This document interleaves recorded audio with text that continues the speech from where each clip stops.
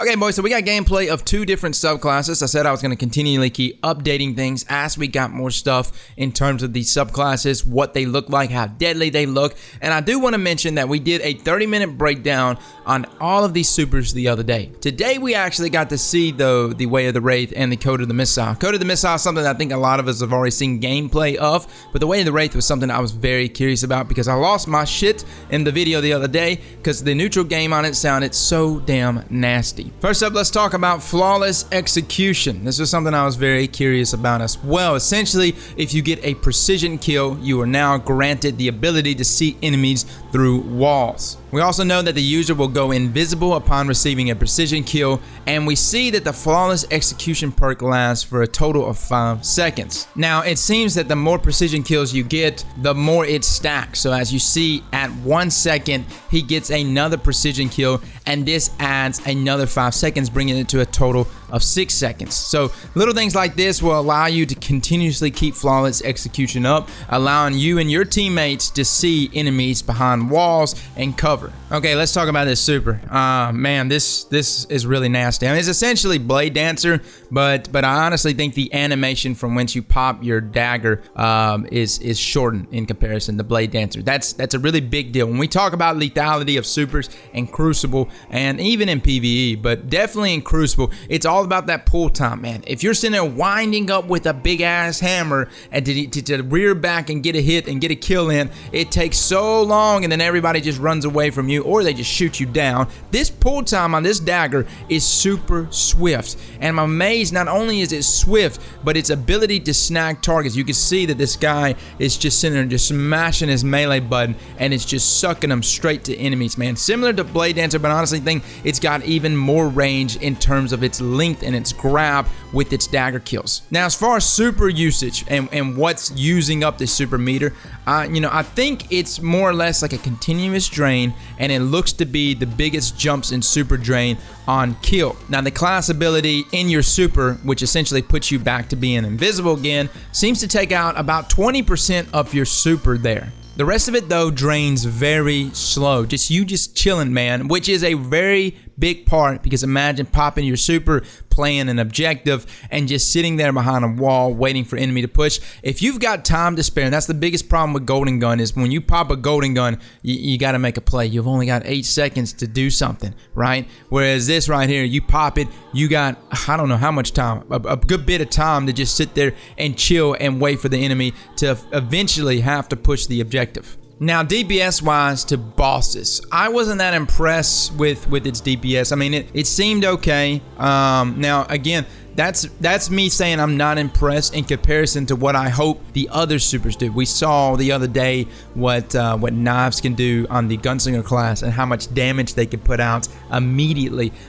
Here it seems very similar to Blade Dancer, because Blade Dancer was never an optimal DPS class when it came to dealing with majors and bosses in Destiny 1. So I think it's going to be very similar here with Way of the Wraith. Overall here, guys, I think Way of the Wraith looks like a very, very strong class for Crucible. I don't really know how much of it you're going to utilize here in PvE. In PvE, I feel like you would probably just want to use a bow, you know what I mean, to tether enemies. So this doesn't seem like a class that I would probably load out for PvE, but for PvP, it's definitely a Slayer / support class. And I did mess up the other day because I mentioned that there wasn't really much support functions for this super. That flawless execution perk is going to work so well for you and your teammates to be able to call out enemies and stuff like that, especially in our no radar playlists. So moving on, guys, Code of the Missile. Now, I know we've probably seen a pretty good bit of gameplay of this class, but some interesting things about the class. The other day I mentioned that any ammo that players pick up while sliding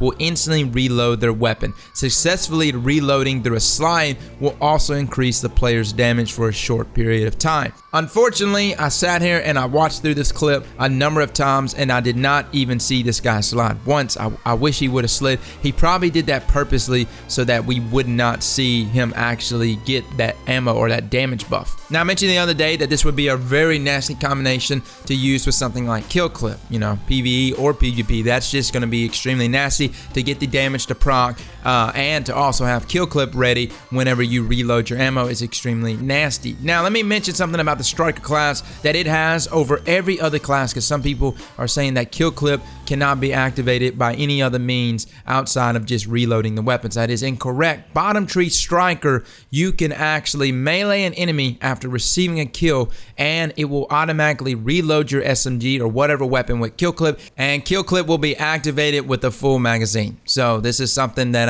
I did a video on last October actually, but essentially it was just a video on how to proc kill clip without reloading, and it didn't work for things like Hunter or Lunafaction boots or even barricades, but it did work with bottom tree Striker. And so this makes me think that it's a possibility that the perk here will also allow the gun to activate or proc kill clip as well as the damage buff. So really nasty stuff there, guys. Now the melee, of course, grants you death from above pretty much. Does a pretty good bit of damage there, as you saw in that night. Was pretty nasty. The super itself was also a single slam, and so that's not going to be a roaming super. Now it does seem easier to land this than death from above. Now let me go ahead and back up here. Death from above was something just about every striker in Destiny 1 used, and there was two ways about it. Either you were really good at landing death from above, or you were terrible at it. And a lot of time death from above required you to get up in the air pretty good bit, and you know, you just had to get used to it pretty much. But this seems like a version of death from above that's much easier to land. Now the damage itself to bosses, I wasn't that impressed with it. Now granted, maybe they're under leveled. I don't think they are, but maybe they are. The damage just didn't really impress me though. Now we know that the death from above melee is supposed to give us a bit of super meter. Now I saw it is a jump, it's nice, but it isn't significant, and maybe, just maybe, if you utilize this in a way that you always have your melee coming back, maybe something with insurmountable skull forts in combination here, and can continuously keep doing death from above, it could be pretty nasty. Overall today, guys, Code of the Missile and Way of the Wraith definitely looks like two subclasses or two classes there that are going to be utilized for PvP. They definitely look like Slayer classes. You know, the biggest thing for me is how much I'm going to be able to utilize this death from above here on Code of the Missile, as well as if there's going to be things that could possibly stack with the ammo pickup and that damage buff.